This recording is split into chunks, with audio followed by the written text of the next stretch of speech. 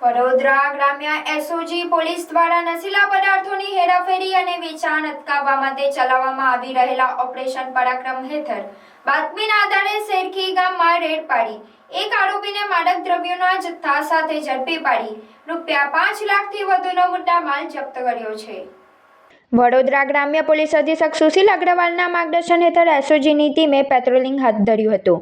આ દરમિયાન એસઓજીના અહેકો લાલજીભાઈ ખેડાભાઈને મળેલ ચોક્કસ બાતમીના આધારે પોલીસે શેરખી ગામમાં રહેતા લાલજીભાઈ રબારીના રહેણાંક મકાનમાં દરોડો પાડ્યો હતો। રેડ દરમિયાન પોલીસને તેમના ઘરેથી વનસ્પતિજન્ય માદક પદાર્થ પોસ્ટ સોડા અને અફીણનો મોટો જથ્થો મળી આવ્યો હતો।